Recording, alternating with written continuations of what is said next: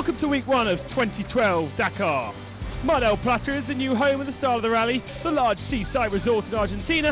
It's 400 kilometers south of Buenos Aires and enjoying a chilled young vibe in the summer sun. New Dakar, same continent but different course for 2012. Instead of a loop, the race will go from the eastern coast of Argentina to the Pacific coast of Peru. Peru will be the 27th country travelled through by the Dakar. It'll be the first time we go to Lima, the capital.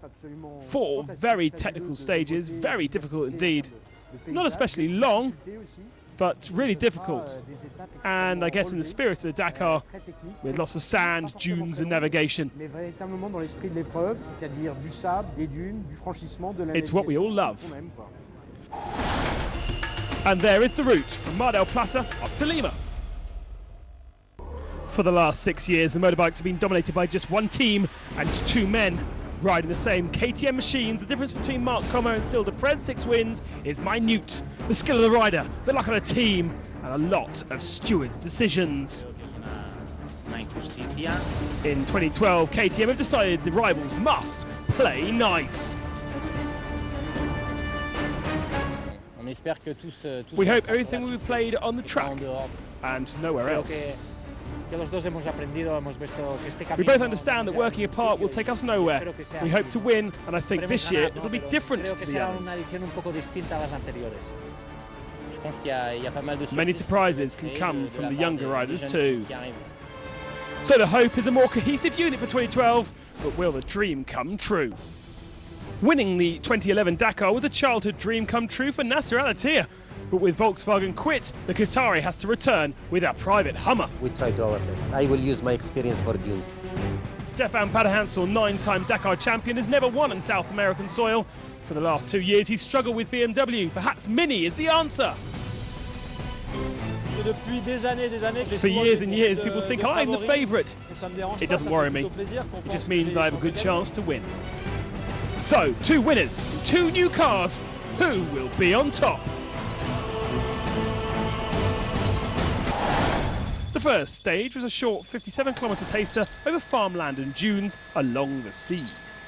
It was a fine day for Chilean Francisco Lopez. He took the first blow for Aprilia, a great way to celebrate the new year and return to Rally Raid after injury with him in May.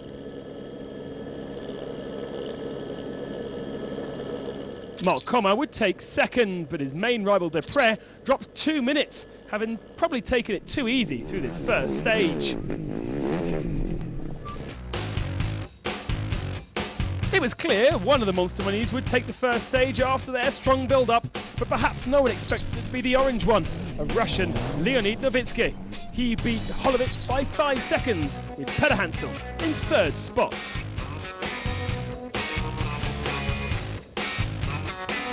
First car on the stage was Nasser Al-Attiyah, and what a spectacular machine. His pace was good enough for a win, but 2 kilometres before the end, the oil pressure dropped, and teammate Gordon towed him to the line. It didn't stop there. He then had to get a tow all the way to Santa Rosa. I know this doesn't matter, but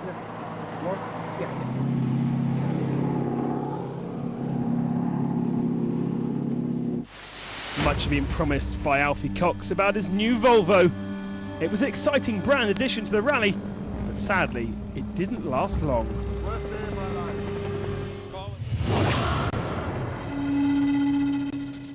Competitors had completed over 1,000 kilometres by the time they started stage 2, a loop around Mount Nevada. Marc Como was flying on his KTM, eventually catching and passing Francisco Lopez ahead. By taking the stage, he also moved up into the lead of the rally.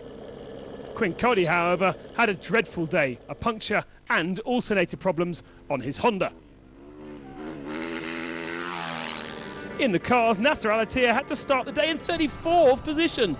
It meant huge traffic through the first part of the stage, but in the dunes he was set free to win the day. But he was only 1 minute on his rivals, not really enough when he lost 10 minutes on the first day. For most of the day, it looked like Paddehansel would take the stage, but he just didn't have the pace over the Hummer and had to settle for second. This is a revolutionary silent car that can cover 800 kilometres thanks to batteries. For the first time, An electric car has started the event in Mar del Plata and is still racing after 3 stages. The Oscar EO of Selkins and Dambis. It's quite a machine.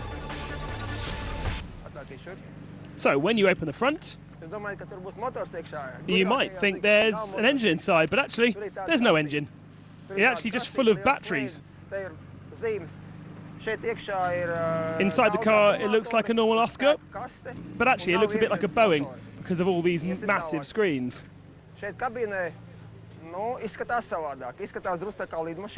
What we can do is we can check all the information about various temperatures and current. And in the rear, well, actually it also looks like just a normal rally raid car with 2 spare wheels. But just behind there's an engine that works like a generator to charge some batteries.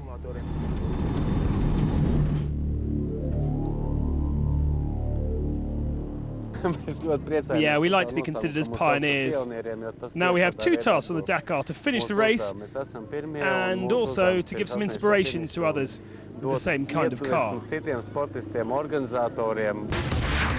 far, so good for the Oscar that can reach a maximum speed of 140 kilometers an hour. It's still going on target to make history.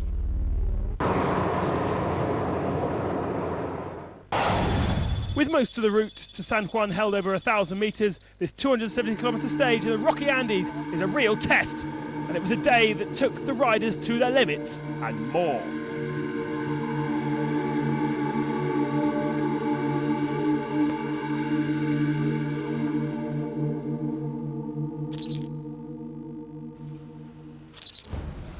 Quinn Cody will retire after this mammoth accident. Yeah, I don't know what happened. Where's my bike? Yeah, 10 meters. Destroyed. Destroyed? Yeah.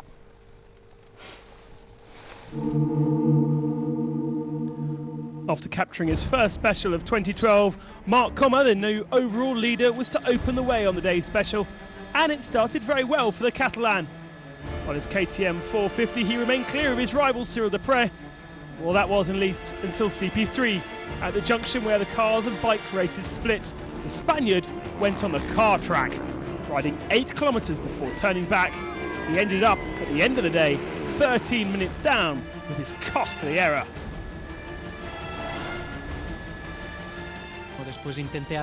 I tried to push to reduce the gap. Well, I guess this sort of happens. Yesterday was my day, and today is not. I'll hit back tomorrow. On the other hand, Cyril Deprez had the perfect run, avoiding navigational mistakes. He flew to victory. His first on this rally, his 24th on a Dakar.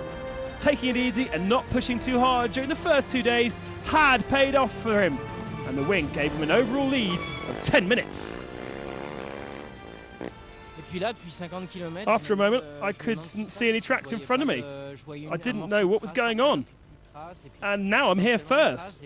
I was just told that Coma wasn't here yet. The good news is that he's injured, but basically it should be a good day for me and a good operation, I guess.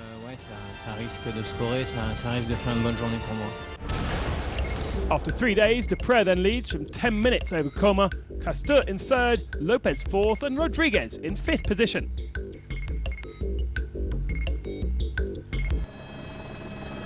The Portuguese Mini of Ricardo Leo dos Santos was one of the stars of day 3, just a few seconds off Peder Hansel's pace. That was until he got stuck in this puddle. The Minis were having a great fight. The top 3, Peder Hansel, Roma and Holovitz, matching each other's pace until Stefan got a puncture. That left Holovitz in command, but near the end of the stage he hit a tree, breaking the windscreen. And therefore it was Nani Roma who was last of the 3 on the road and best in the standings. He grabbed his first stage victory for the X-Raid Mini team. It was a very healthy run, and here is the results. So far, Holovitz ahead of Gordon, De Villiers in 3rd, Roma, Peder Hansel dropping to 5th, but just look how close it all is. WRC champion Mickey Biezon is no stranger to the Dakar, but on stage 3, he took his first stage win aboard the newly liveried De Roy Iveco, with himself, Racy Stacey, and team boss Gerard de Roy all fighting at the top of the table. The Dutch team have put themselves in the best possible position to challenge the Kamaz supremacy. Half the battle was done when Kabarov quit in the summer, leaving just the inexperienced Nikolaev to lead the big Russian team. And Kamaz are having a bad run so far.